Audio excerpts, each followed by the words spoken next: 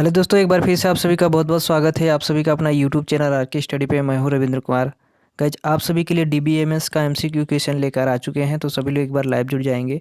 फिर हम लोग क्लास को स्टार्ट करेंगे। बहुत ही इंपॉर्टेंट क्वेश्चन आप सभी के लिए होने वाला है। तो गाइज, जैसा कि हमने अपने पिछला वीडियो देखा होगा, तो हमने बताया है माई एसक्यूएल सबसे पहले बताया था। इसके बाद फिर पीएल एसक्यूएल से रिलेटेड क्वेश्चन बताए, फिर एसक्यूएल से। ठीक है, तो हमने लगभग जितने भी एसक्यूएल से रिलेटेड क्वेश्चन थे, पीएल एसक्यूएल हो गया, माई एसक्यूएल हो गया, जितने भी एसक्यूएल से रिलेटेड क्वेश्चन थे सारे हमने कवर अप करा दिए हैं। आज हम लोग डीबीएमएस से रिलेटेड क्वेश्चन करने वाले हैं और आरडीबीएमएस से। ठीक है, तो सबसे पहले हम और डीबीएमएस से करेंगे, यानी डाटाबेस मैनेजमेंट सिस्टम से इंपॉर्टेंट क्वेश्चन जो कि आपके एग्ज़ाम के लिए बहुत ही हेल्पफुल होंगे। तो सभी लोग क्लास में लास्ट तक बने रहिएगा। चैनल पे ना हो तो सब्सक्राइब कर लेंगे, साथ में बेल आइकन भी प्रेस कर लेंगे, क्योंकि इससे रिलेटेड आपको वीडियो इस चैनल पे मिलती रहती है। तो गाइस, चलिए क्लास को स्टार्ट करते हैं बिना किसी देरी की। यहाँ पे काफ़ी लोग जुड़ चुके हैं, और जितने लोग अभी तक टेलीग्राम ज्वाइन नहीं किए हैं सभी लोग टेलीग्राम ज्वाइन कर लीजिए। ठीक है, बाकी बात जो भी हेल्प होगा हम आपका करते रहेंगे, तो सभी लोग टेलीग्राम जरूर जुड़ जाएंगे। तो चलिए क्लास को स्टार्ट करते हैं। गाइस, आज का पहला क्वेश्चन आपके स्क्रीन पे, और आप सभी लोग पढ़ेंगे और जवाब देंगे। देखिए क्वेश्चन फर्स्ट क्या कह रहा है। DBMS is collection DBMS is a collection of that enable user to create or maintain a database। तो फटाफट से कमेंट करके बताएंगे की होगा। यहाँ पे ट्रांसलेटर्स दिया गया है, प्रोग्राम दिया गया है, फिर लैंग्वेज एक्टिविटी दिया गया है। तो फटाफट से कमेंट करके बताएंगे इस क्वेश्चन का आंसर क्या हो सकता है। क्वेश्चन कहा जा रहा है कि डीबीएमएस एक संग्रह है जो उपयोगकर्ता को डेटाबेस बनाने और बनाए रखने में सक्षम रखता है। वो क्या है, आप सभी को बताना है कि डीबीएमएस का कौन सा एक ऐसा संग्रह है जो डेटाबेस को बनाए रखने, ठीक है, और बना मतलब डेटाबेस को बनाने और बनाए रखने दोनों में समझ होता है। तो आपको फटाफट से कमेंट करके बताना है इस क्वेश्चन का आंसर क्या हो सकता है। DBMS is a collection of that enable user to create a maintain a database. Database को क्रिएट या मेंटेन करने के लिए दोनों को यूज करते हैं। तो गाइज, यहाँ पे सभी लोग याद रख लीजिएगा, बेसिकली हम लोग उसको क्या करते हैं, क्या बोलते हैं, प्रोग्राम्स। ठीक है, तो जितने लोग ऑप्शन नंबर यहाँ पे सी दे रहे हैं वो सभी लोग करेक्ट हो जाएंगे। प्रोग्राम यहाँ पे क्या भरा जाएगा, प्रोग्राम। ठीक है, चलिए अगला क्वेश्चन चलते हैं। अगला क्वेश्चन आपके स्क्रीन पे, और आप सभी लोग पढ़ेंगे जवाब देंगे। देखिए अगला क्वेश्चन क्या कह रहा है कि in a relation schema is tuple in divide into field called. तो फटाफट से कमेंट करके बताएंगे इस क्वेश्चन का आंसर क्या होगा। कहा जा रहा है कि एक रिलेशन स्कीमा में प्रत्येक टपल को फील्ड में विभाजित किया जा सकता है। तो बताइए किसके द्वारा। एक रिलेशन स्कीमा में मतलब आरडीबीएमएस में प्रत्येक टपल को फील्ड में विभाजित किया जा सकता है। ठीक है, तो आप सभी को बताना है कि इनमें से कौन सा हो जाएगा। रिलेशंस, पहला ऑप्शन दिया गया relations, domain, query, all of the above. तो फटाफट से कमेंट करके बताएंगे कि इनमें से कौन सा करेक्ट हो जाएगा। In a relation schema each tuple is divided into field call. तो गाइस, यहाँ पे सभी लोग याद रखिएगा, डोमेन यहाँ पे आपका करेक्ट आंसर है, नहीं ऑप्शन नंबर 2 यहाँ पे राइट आंसर है। तो इस बात को सभी लोग याद रखेंगे। चलिए अगला क्वेश्चन चलते हैं। अगला क्वेश्चन आपकी स्क्रीन पे, और आप सभी लोग पढ़ेंगे और जवाब देंगे। देखिए तीसरा क्वेश्चन क्या कह रहा है कि in in describe in the database by sorting its data. तो फटाफट से कमेंट करके बताएंगे इस क्वेश्चन का आंसर क्या हो सकता है।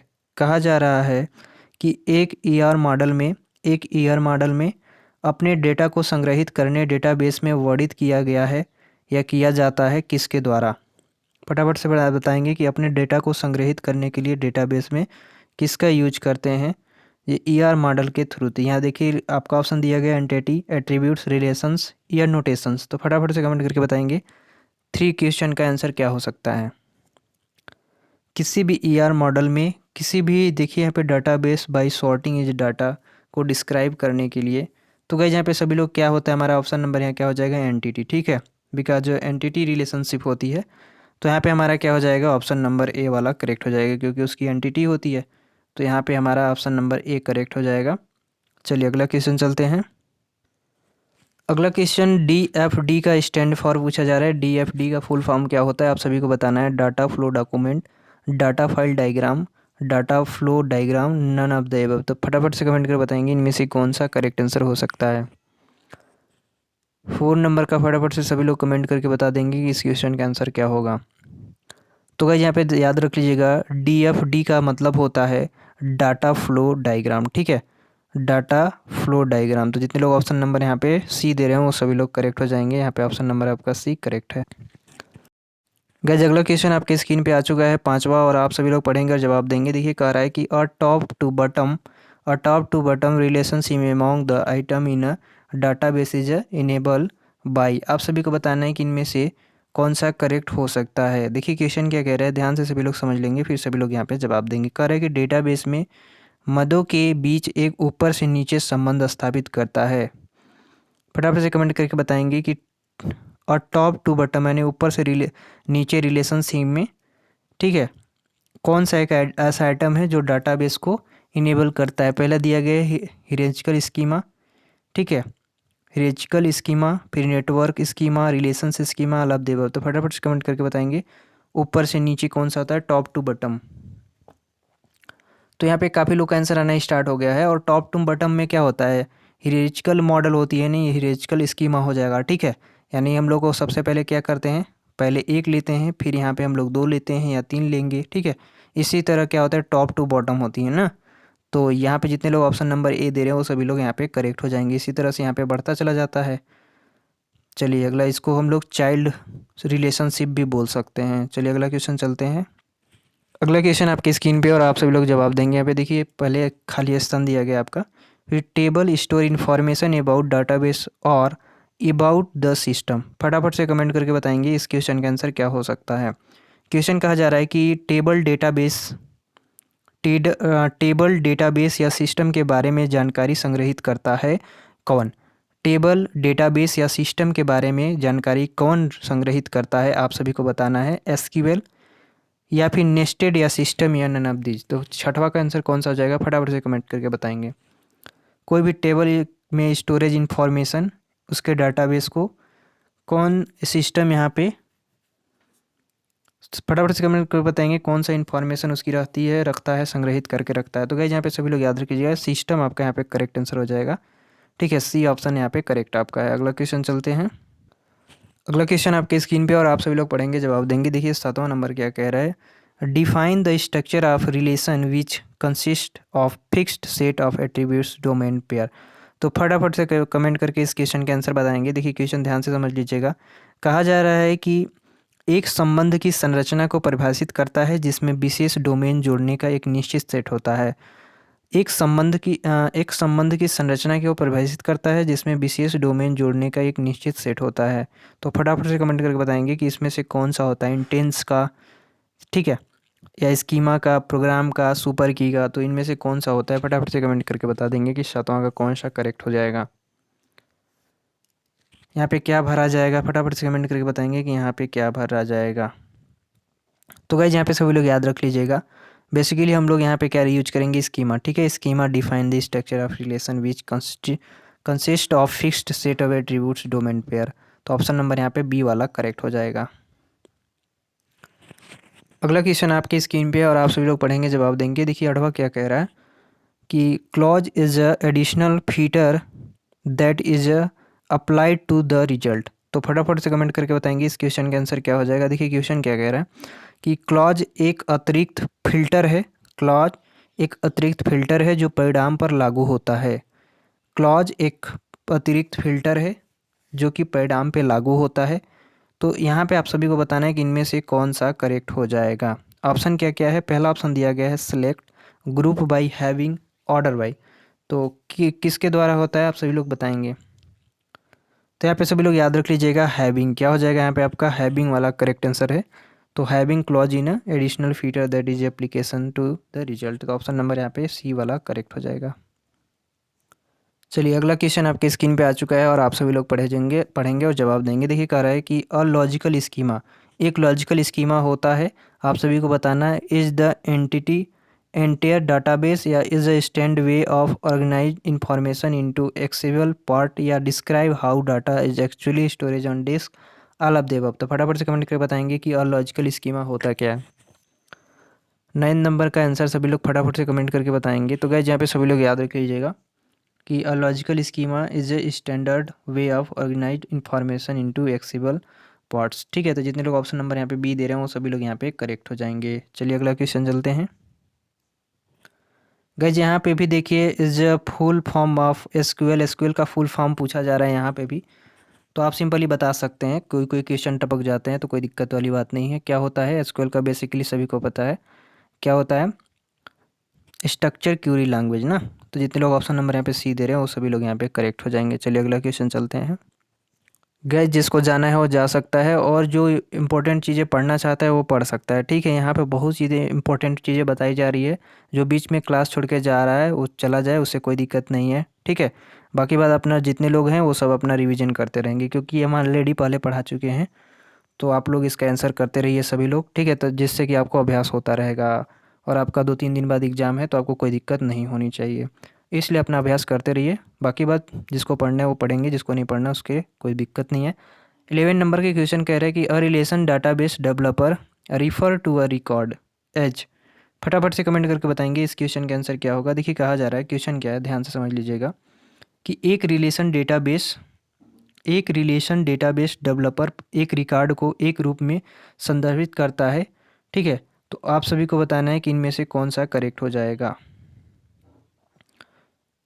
अ relation database developer refer to a record as. तो यहाँ पे देखिए सर्टेरिया दिया गया है, रिलेशंस दिया गया है, टपल दिया गया है, एट्रीब्यूट्स। इनमें से कौन सा करेक्ट हो जाएगा। तो गाइस यहाँ पे सभी लोग याद रख लीजिएगा, आपका अ टपल होगा। क्या होगा, टपल। ठीक है, तो जितने लोग ऑप्शन नंबर यहाँ पे सी दे रहे हैं वो सभी लोग यहाँ पे करेक्ट हो जाएंगे। गाइस अगला क्वेश्चन आपकी स्क्रीन पे और आप सभी लोग जवाब देंगे। यहाँ पे देखिए लिखा गया है keyword is use to find the number of value in a column.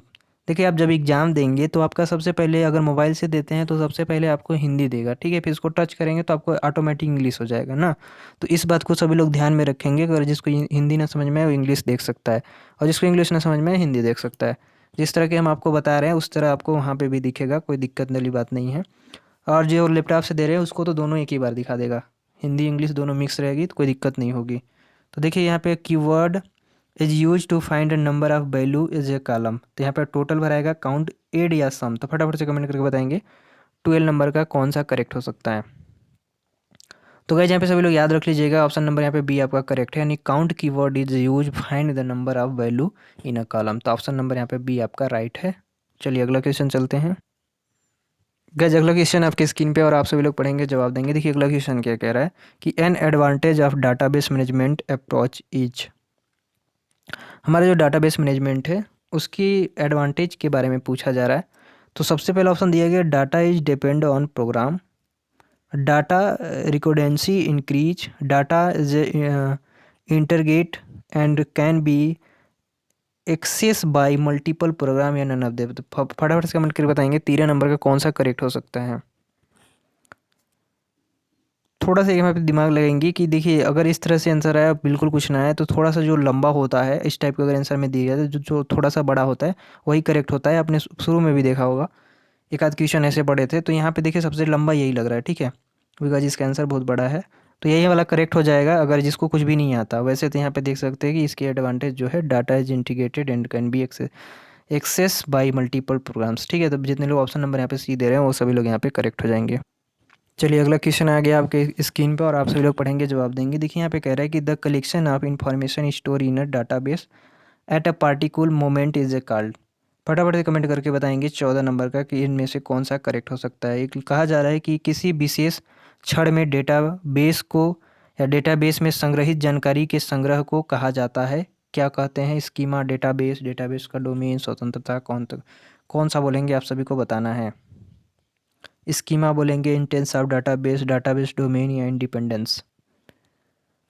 फटाफट से क्वेश्चन समझ गए होंगे आप, तो आप आंसर दे सकते हैं। तो गाइस यहाँ पे सभी लोग याद रखेंगे इंटेंस ऑफ डाटाबेस। ठीक है, तो जितने लोग ऑप्शन नंबर यहाँ पे बी दे रहे हैं वो सभी लोग यहाँ पे करेक्ट हो जाएंगे। गाइस अगला क्वेश्चन आपकी स्क्रीन पे और आप सभी लोग पढ़ेंगे, जवाब देंगे। देखिए अगला क्वेश्चन कह रहा है कि डाटा इंडिपेंडेंस मीन्स, जो डाटा है उसकी स्वतंत्रता के बारे में पूछ रहा है।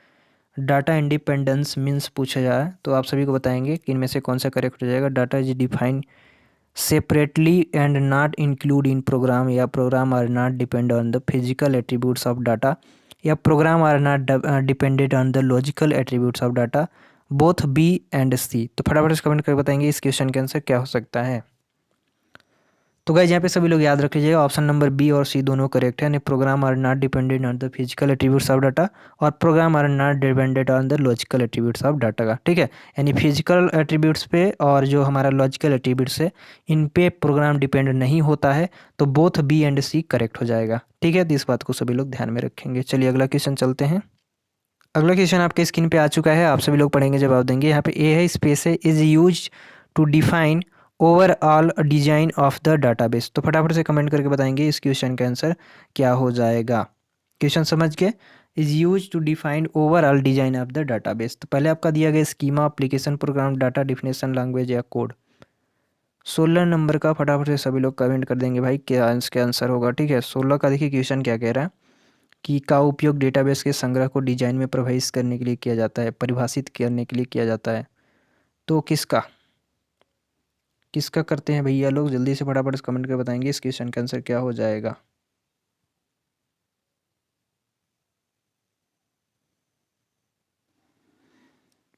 तो गाइस यहाँ पे सभी लोग याद रख लीजिएगा, 16 नंबर का आपका हो जाएगा क्या, स्कीमा। ठीक है, और schema is use to define overall design of the database. तो जितने लोग ऑप्शन नंबर यहाँ पे ए दे रहे हैं वो सभी लोग यहाँ पे करेक्ट हो जाएंगे। अगला क्वेश्चन आपके स्क्रीन पे और आप सभी लोग पढ़ेंगे जवाब देंगे। देखिए कह रहा है कि key to represent relation between table is a called. Key to represent जो हमारा की होता है वो कौन से रिलेशंस के बीच, relations between table is a called. तो फटाफट से कमेंट करके बताएंगे इस क्वेश्चन का आंसर क्या हो सकता है।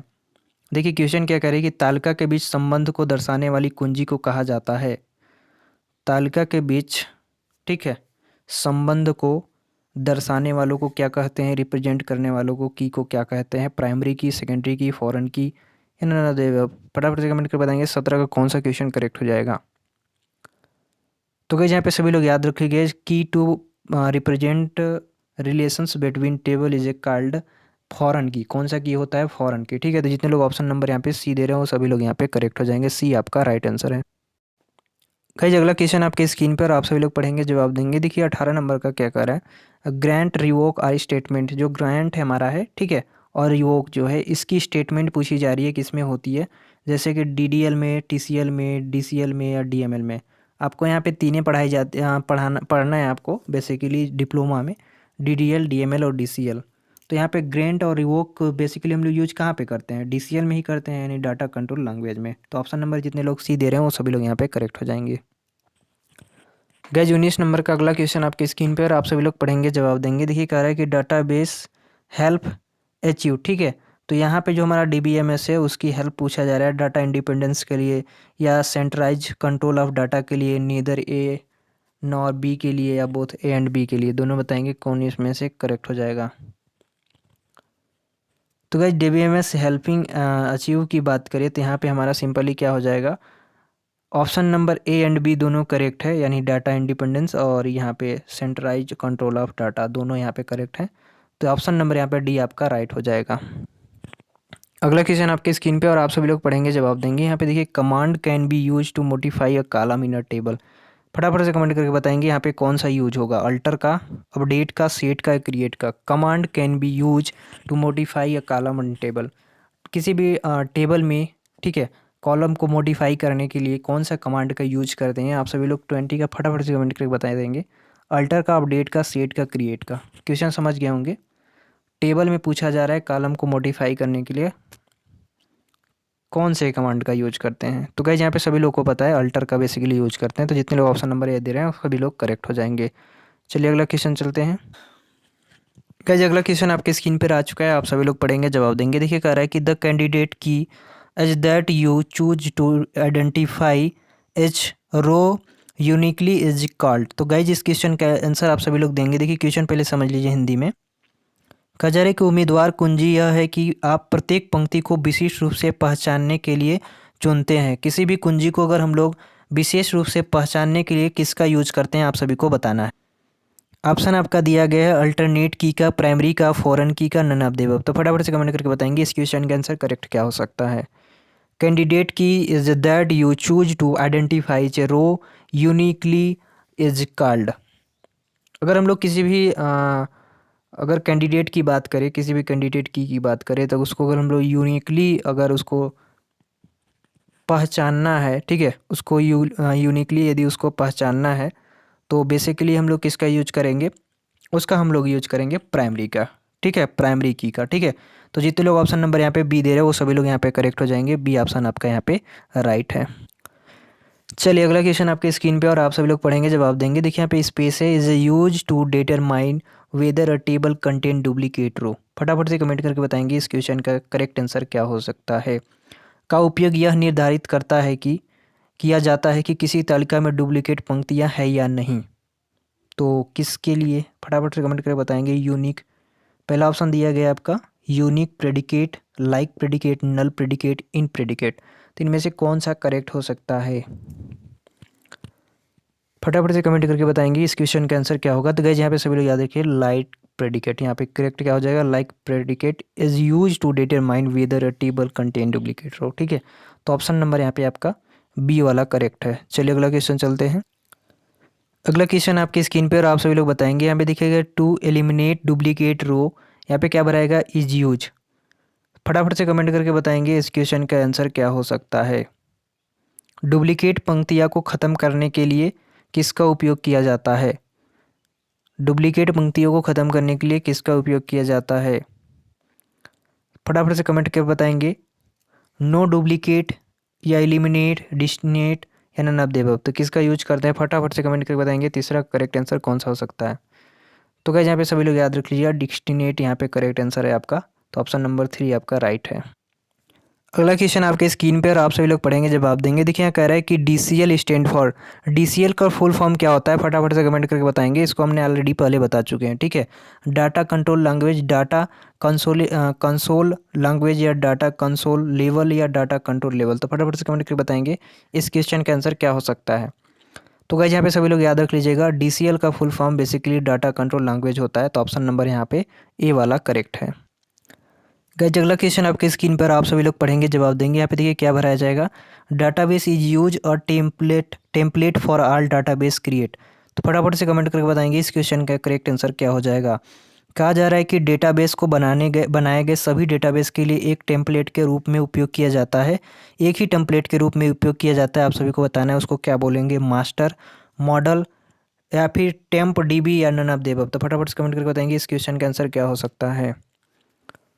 सो गाइस यहाँ पे सभी लोग याद रख लीजिएगा, यहाँ पे हो जाएगा मॉडल का। किसका यूज करते हैं, मॉडल का। जितने लोग ऑप्शन नंबर यहाँ पे बी दे रहे हैं वो सभी लोग यहाँ पे करेक्ट हो जाएंगे, बी ऑप्शन आपका यहाँ पे राइट है। अगला क्वेश्चन आपके स्क्रीन पे और आप सभी लोग पढ़ेंगे जवाब देंगे। देखिए यहाँ पे पहले स्पेस है, operator is basically a join follow by a project on the attributes of the first relations.